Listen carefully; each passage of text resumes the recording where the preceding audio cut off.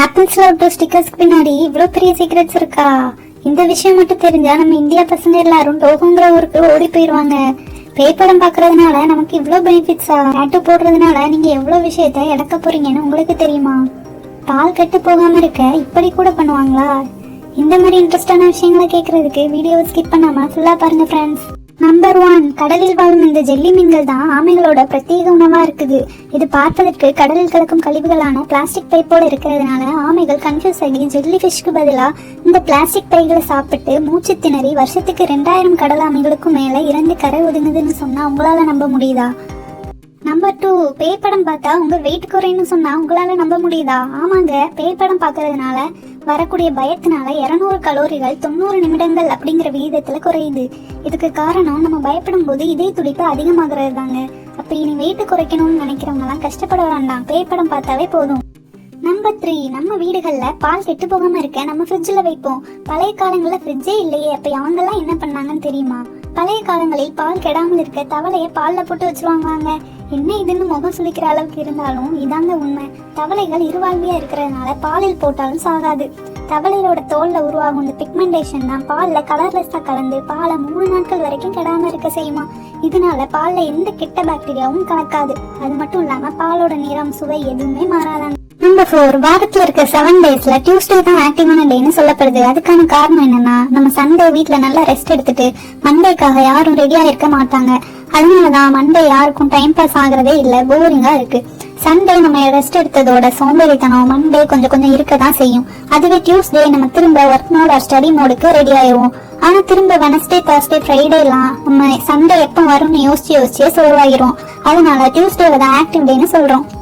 Number 5, இது ஒரு ஃபன்னியான ரூல்னே சொல்லலாம். டோகோ என்ற ஊர்ல எந்த ஒரு பொண்ணை பார்த்தும் நீ ரொம்ப அழகா இருக்குன்னு சொல்ல முடியாதான். அப்படி சொல்லிட்டா அவங்களை கண்டிப்பா கல்யாணம் பண்ணிக்கணுமா. அதாவது அந்த ஊர்ல நீ ரொம்ப அழகா இருக்குன்னு சொன்னா யாரும் நம்ப மாட்டாங்களாம். அதை ப்ரூவ் பண்ணி காட்ட அவங்களை கல்யாணம் பண்ணி காட்டணுமா. இந்தியால இப்படி ஒரு ரூல் இருந்தா எப்படி இருக்கும்னு கமெண்ட்ல சொல்லுங்க. நம்பர் 6, இந்தியா மற்றும் அதர் கண்ட்ரீஸ்ல எல்லாம் பொண்ணுங்க அவங்களோட சேஃப்டிக்காக பெப்பர் ஸ்ப்ரே வச்சுட்டு வெளியே போவாங்கன்னு நம்ம கேள்விப்பட்டிருக்கோம். ஆனா இஸ்ரேல் நாட்டுல மட்டும்தான் பொண்ணுங்க அவங்களோட சேஃப்டிக்காக M16 அசால்ட் ரீஃபில் கன்னையே வச்சுட்டு சுத்துவாங்களாம், அதுவும் கவர்மெண்ட் அப்ரூவலோட. நம்பர் 7, உலகத்திலேயே டென்மார்க் நாடு தான் மிகவும் மகிழ்ச்சியான நாடுன்னு சொல்லப்படுது. அதுக்கு காரணம் என்னன்னு தெரியுமா? ஏன்னா அந்த நாட்டுல வாரத்துக்கு 33 மணி நேரம் தான் வேலையா. அதுக்கு குறைந்தபட்சமா $20 ஊதியமா தராங்களாம். அது மட்டும் இல்லைங்க, அத்தியாவசியமா தேவைப்படுற கல்வி, மருத்துவம், குழந்தைகள் பாதுகாப்பு சேவை எல்லாமே இலவசமா. முக்கியமா குறைந்த அளவு ஊழல். இதனாலதான் இந்த நாடு மிக மகிழ்ச்சியான நாடுன்னு சொல்லப்படுது. அட இப்படி இருந்தா நம்ம எல்லா நாடுமே மகிழ்ச்சியான நாடுதாங்க. நம்பர் 8, நம்ம எல்லாருக்கும் தெரியும் விஷத்தன்மை உள்ள பூச்சிகள்ல தேயிலும் ஒண்ணுன்னு. அப்படிப்பட்ட இந்த தேயில் மேல ஒரு சின்ன துளி சாராயம் அல்லது மதுபானத்தை தெளிச்சா அதனால தாங்க முடியாதான். அந்த தேயில் தன்னைத்தானே கொட்டி கொண்டு இறக்குமாம்.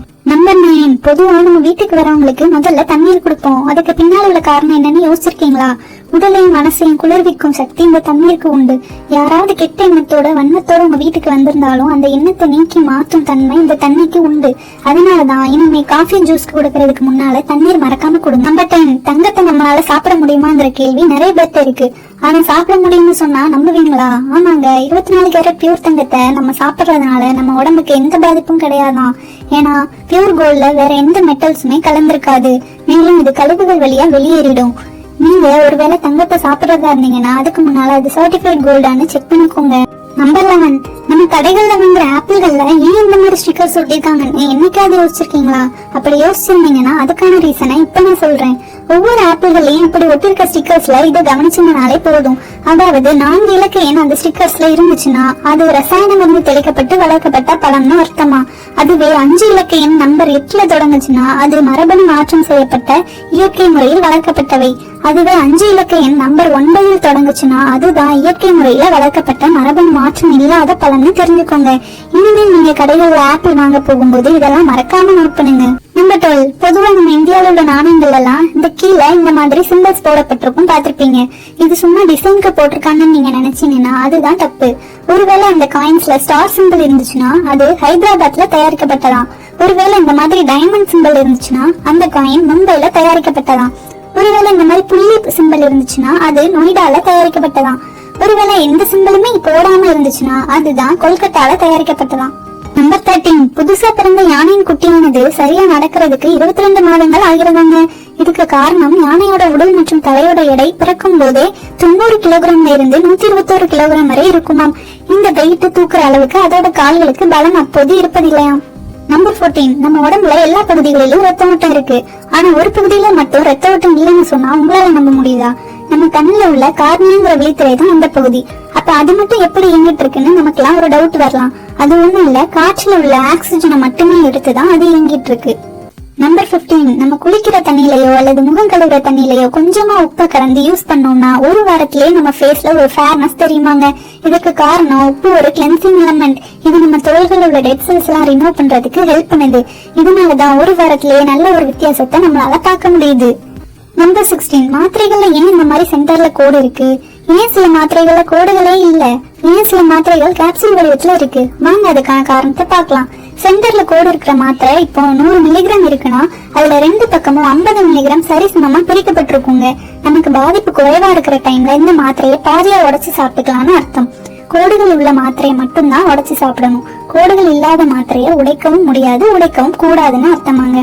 அதே மாதிரி கேப்சூல் வடிவத்துல உள்ள மாத்திரைகள் ஜெலிட்டினால் ஆனது. பொதுவா மாத்திரை கரைய கொஞ்சம் டைம் ஆகுங்க. அதனால இந்த ஜெலிட்டினால் ஆன கேப்சூல் சாப்பிட்டா உடனே கரைந்து உள்ளே உள்ள பவுடர் சீக்கிரமா ஸ்ப்ரெட் ஆகிரும். உடனே ஸ்ப்ரெட் ஆக வேண்டிய இந்த மருந்துகளை மட்டும்தான் கேப்சூல்ல அடைப்பாங்களாம். நம்பர் 17, உங்க எல்லார்கிட்டையும் எறும்புக்கும் சிறுத்தைக்கும் ஓட்டப்பந்தயம் வச்சா எது ஜெயிக்கும்னு கேள்வி கேட்டா கண்டிப்பா சிறுத்தைன்னு சொல்லுவீங்க. ஆனா உண்மை என்னன்னா எறும்பு மட்டும் மனிதன் அளவுக்கு பெருசா இருந்துச்சுன்னா உசேன் போல்ட்டை விடவும் சிறுத்தையை விடவும் ஃபாஸ்டா ஓடுமாங்க. நம்பர் 18, நம்ம காதுல இந்த சின்ன பகுதி ஏன் இருக்குன்னு உங்களுக்கு தெரியுமா? நம்ம தலையின் 2 புறமும் வலது மற்றும் இடது புற காதுகள் இருக்கிறதுனால வலது புறத்துல இருந்து சவுண்ட் கேட்டாலும் இடது பக்கத்துல இருந்து சவுண்ட் கேட்டாலும் நம்மளால ஈஸியா கண்டுபிடிச்சிட முடியும்.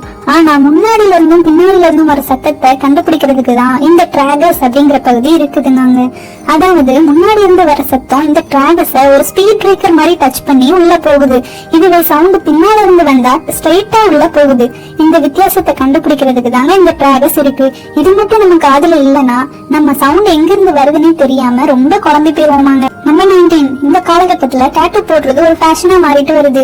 இப்படி டாட்டூ போடுறதுனால இந்தியால ஒரு சில வேலைகளுக்கு போக முடியாதுன்னு உங்களுக்கு தெரியுமா? டிஃபென்ஸ் சம்பந்தப்பட்ட அதாவது IAS, IPS, நேவி, ஏர்ஃபோர்ஸ் இந்த மாதிரி வேலைகளுக்கு போக முடியாதான். அப்படியே ஒருவேளை நீங்க குத்தி இருந்தீங்கன்னா அவங்களுக்கு இந்தியன் டிஃபென்ஸ்ல கட்டாயம் வேலை கிடையாதாங்க. நம்பர் 20, நம்ம கண்களுக்கு மேல புருவங்கள் ஏன் இருக்குன்னு உங்களுக்கு தெரியுமா? ஒருவேளை முகம் அழகா தெரியறதுக்காக அப்படின்னு நீங்க நினைக்கலாம்.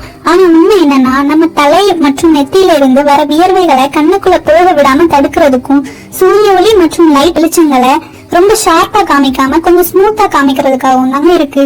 இதுவரைக்கும் நம்ம பார்த்த இந்த 20 ஃபேக்ட்ஸ்ல எது உங்களுக்கு இன்ட்ரெஸ்டாகவும் ரொம்ப பிடிச்சதுமா இருந்துச்சுன்னு மறக்காம கமெண்ட் பண்ணுங்க ஃப்ரெண்ட்ஸ். நெக்ஸ்ட் வீடியோல பார்க்கலாம். பாய்.